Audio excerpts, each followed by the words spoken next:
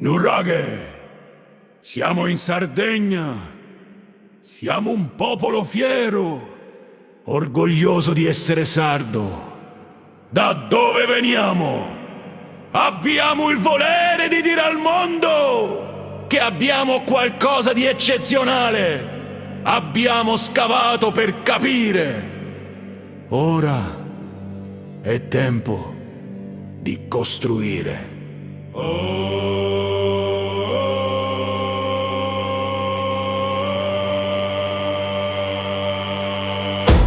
Nuraghenno ese pietra in terra. Este memoria chino che si serra. Siamo in Sardegna, il cuore è uno. Terra dei giganti su tempus est unum. Ci troviamo a Gergei in un'area centrale della Sardegna e siamo con Claudio dell'agriturismo Isperdas e di un'associazione di cui poi parleremo, Perdas Novas, per vedere qualcosa di veramente eccezionale, un esperimento al momento unico, ma è inutile parlarne adesso, vediamo in dettaglio quello che avete realizzato e che pensate di continuare a realizzare. Ci troviamo nell'area dell'agriturismo Isperdas, sì. E però non c'è solamente un agriturismo qui, c'è tanto altro di un po' più antico e un po' più nuovo. Ci puoi fare un riassunto di queste 3-4 cose che ho buttato lì così? È vero, è un'area dove è nato un agriturismo che abbiamo costruito con insieme alla mia famiglia, delle persone che ci vogliono bene. In questa attività di costruzione siamo andati alla ricerca di una fonte di ispirazione sul come poter costruire a secco. A un momento sono convissute sia la parte antica che abbiamo scoperto lavorando con le pietre, sia la parte moderna, nel senso qui siamo nel nuraghe Motti, che è un nuraghe di avamposto al santuario di Santa Vittoria di Serri, uno dei più importanti della Sardegna. Per dire che cosa? Con una volontà ferrea e lavorando con le pietre abbiamo pensato che potesse dare un contributo straordinario alla valorizzazione del nostro patrimonio archeologico, portare avanti una progettualità che mettesse al centro l'attività di costruzione, quindi in che modo? Proponendosi di ricostruire in scala 1:1 un nuraghe complesso. Esatto, quindi una costruzione per capire, per dare un contributo alla comprensione, insomma, di ciò che è successo, insomma, fra il 1700, 1600, 1500 avanti Cristo, insomma. Assolutamente sì, nel senso noi stessi abbiamo scoperto che il fatto di parlare di un passato così remoto in realtà è un qualcosa di attuale, di presente. È diventato anche una sorta di faro che ci proietta nel futuro, quindi perché costruire ex novo? Per voler bene al patrimonio archeologico, al passato e soprattutto anche consapevoli del fatto che solo questo in un'ottica complementare, attraverso il costruire, quindi toccare con mano, pietra su pietra, lavorandole e cercandole di intuire quali fossero le tecniche costruttive diffuse in tutta la Sardegna. C'è anche questo da dire, che ciò che ci ha incoraggiato è proprio il fatto che la Sardegna è un'espressione vivente di come una tecnologia così complessa era diffusa su tutto il territorio, e quindi abbiamo detto perché non rifarlo nel presente? E se la risposta, una delle risposte che ci siamo date è perché farebbe bene, perché fa bene. Ecco. Mentre stiamo vedendo una parte del paramento murario del nuraghe Motti, che appunto è un nuraghe che non è stato scavato, e tutto qua attorno c'è anche un villaggio. Se facciamo solo pochi metri si può in modo molto facile capire il perché anche del posizionamento, perché appunto essendo sotto il santuario di Santa Vittoria di Serri c'è una visuale sul paesaggio, diremmo micidiale, in senso buono. In senso buono, perché allora qua siamo nel Sarcidano, la regione storica è la regione del Sarcidano, che viene concepita come la terra di mezzo tra i Campidani, quindi il sud Sardegna, e le Barbagie, quindi il centro-nord Sardegna. Questo si capisce ancora di più perché appunto dalla Giara di Serri dal pianoro della Giana di Serri si vedono due porte d'ingresso della Sardegna, una che punta verso il nuraghe di Villanova Forro, che è Genna Maria, quindi la porta del mare se vogliamo, e l'altro che guarda al Genna Argente, quindi alla porta d'Argente, al cuore della Sardegna. Qua nel fondovalle più prossimo vedete una torre nuragica che è una sperimentazione appunto di archeologia che abbiamo portato avanti l'anno scorso e che aveva come obiettivo poter dimostrare come con tecniche arcaiche si poteva costruire in elevato, e soprattutto là abbiamo sperimentato la costruzione della parte apicale del nuraghe, quindi della corona. L'unicità, diciamo, di questa costruzione nuova, che convive col passato nel contenitore di questo paesaggio che ammiriamo, è il fatto che abbiamo come dire, messo in situ tutto il sistema dei mensoloni con la parte dell'elevato, e questo è un unicum che si può vedere solo qua a Gergei, in questo cantiere di archeologia sperimentale. E dopo abbiamo come dire, sperimentato la costruzione della cupola nuragica e anche la realizzazione della scala elicoidale intermuraria, che fa in soli 7 metri di altezza, tale la misura attuale di questa torre, che noi abbiamo chiamato Nuraginou, con rispetto tanto rispetto per i nuraghi, insomma, quelli certo, storici. C'è il rispetto, perché comunque è un qualcosa, come dicevamo prima, per capire, per dare un maggior valore alla valorizzazione che già c'è in questo momento, quindi non è stato un gesto così, no, che ne so, tanto qualcosa... per dire guardate cosa abbiamo realizzato, no. Guardate cosa abbiamo realizzato, per poter capire assieme a voi, anche per dare proprio un contributo. Vi faccio anche un altro passaggio, perché appunto questo mi permette di dire che il nostro è un contributo, non a caso utilizzo il noi, no? Che fa parte di un'azione, una volontà che vorrebbe mettere, insomma, assieme la collettività. E quindi anche voi oggi che state dimostrando interesse verso la divulgazione e la valorizzazione di questi nostri monumenti, siete espressione, quindi siamo espressione di una creatività collettiva. Quindi questo è molto confortante, perché appunto fino ad oggi probabilmente in pochi avevano la consapevolezza che in Sardegna ci fosse un vero e proprio tesoro.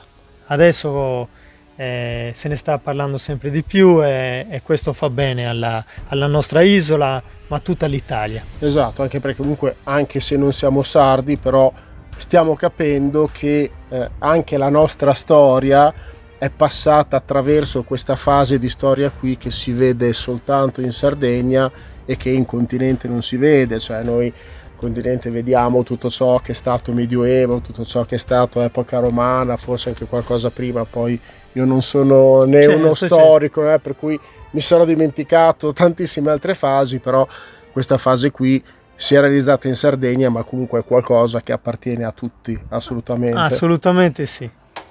Su passato l'igidamo si scavende, ma su tempo si smaturo che scende. In Gergei, con sa forza de sa mano, naschi Nuraxinou come te flori in su grano. Costruimus con amore, semus popolo de valore. Questa costruzione è una parte in realtà della torre centrale di un nuraghe, e in modo, insomma, preciso è la parte più alta. Quindi se vi immaginate una torre centrale che poteva avere anche 3 camere sovrapposte, questa è l'ultima camera, quindi completa sia di cupola sia di scala elicoidale che poi fa uscire nella terrazza. E la cosa molto interessante è tutto il sistema delle mensole, cosa che lo rende unico, tutta la parte della corona, perché questa è una corona, è quello che, diciamo, il monumento di gran lunga lo nobilita. Quindi una parte anche dove c'è espressione di conoscenze ingegneristiche importanti, perché non si improvvisano costruzioni così.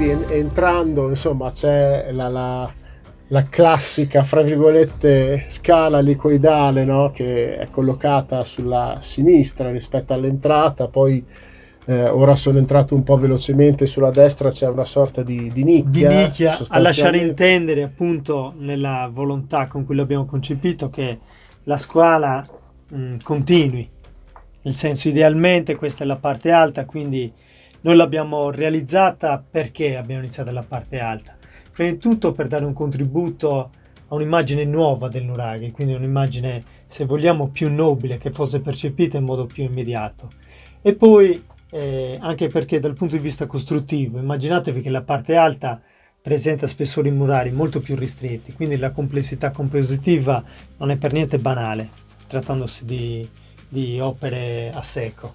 Quindi gestire la cupola interna, insomma il guscio esterno della cupola, i due gusci interni alla scala e la parte esterna della scala, non è stato proprio un'operazione, diciamo, semplice. Lasciamo sempre una pinna all'interno in qualche misura per far capire quali potessero essere anche le ispirazioni che hanno portato insomma, a queste tecniche costruttive. In realtà la natura dà molti spunti, sia per quanto riguarda proprio la struttura compositiva della muratura, ma questo è valido anche nell'ipotizzare delle macchine di sollevamento piuttosto che delle ruote, dei dispositivi di rampa attraverso i quali far salire le pietre. Insomma, è vero che il genio umano, insomma, ha fatto cose straordinarie, però la natura, sicuramente questo valeva anche per loro, era fonte ispiratrice. È la prima maestra. È la prima maestra, assolutamente. Sì.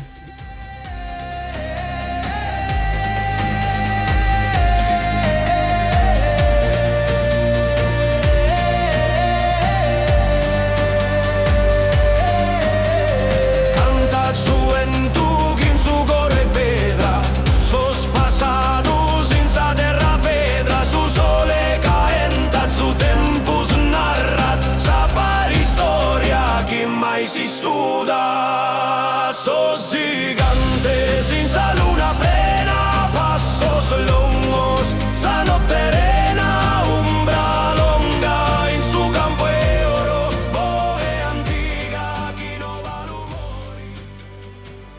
Qua per darvi un'indicazione, in corrispondenza di questo mensolone, volutamente l'abbiamo posizionato qua, perché traccia una retta ideale nella linea del solstizio d'inverno all'alba. Ok, perfetto. Qui ricordiamo ancora quando la mattina, assieme a professor Magli, che è il professore che ha la cattedra di archiastronomia al Politecnico di Milano, abbiamo fissato un punto e con una lenza che traguardava l'orizzonte abbiamo intercettato il punto esatto dove nasceva il sole, e lì volutamente abbiamo deciso che l'ingresso di questa struttura doveva avere un orientamento preciso. Esatto, quindi anche questa determinazione non è stata fatta con computer quantistici, no, ma è stata fatta secondo le regole della natura. Assolutamente.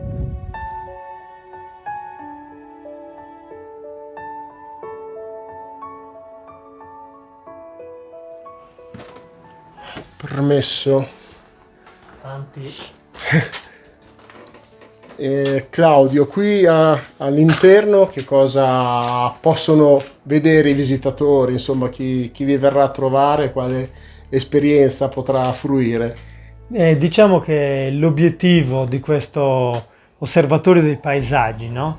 È proprio quello di far fare delle previsite alla scoperta della Sardegna agli ospiti che appunto vengono a visitare questo posto, perché abbiamo deciso di creare un allestimento per fare in modo che si potesse parlare da un punto fisico di altre parti della Sardegna. Chi vuole venirvi a trovare, vuole insomma toccare con mano quello che voi state facendo, come vi può contattare? Allora, diciamo che in questo noi abbiamo costituito un'associazione che si chiama Perdas Novas, dove appunto dal punto di vista dell'operazione di valorizzazione del patrimonio culturale siamo coinvolti attraverso questa associazione a far conoscere la straordinarietà del patrimonio, però come diciamo servizi. Qui proprio a 800 metri da questo posto nasce l'agriturismo Esperdas, che è importante nella misura in cui nella scoperta della Sardegna noi abbiamo un servizio di pernottamento, quindi ricettività, di ristorazione, altri servizi legati al benessere, perché i viaggiatori cercano sì una forte componente culturale, ma anche servizi. Assolutamente. E quindi cerchiamo servizi che possono fare da contorno e da sostegno, diciamo, certo, alla parte culturale della visita, della vacanza, eccetera. assolutamente. Sono in chiusura comunque delle progettualità che mirano a far vivere questi territori. Quindi l'impresa, per capirci, noi la vediamo come un operatore essenziale per fare in modo che questi territori rimangano vivi, e quindi non si parli di sopravvivenza, ma si parli proprio di sviluppo, di vita, di prosperità, cioè partendo dal tesoro delle nostre radici, dobbiamo essere mediamente capaci per riuscire a farle, quindi bisogna concentrare le forze. Ringraziamo tantissimo Claudio e lo staff.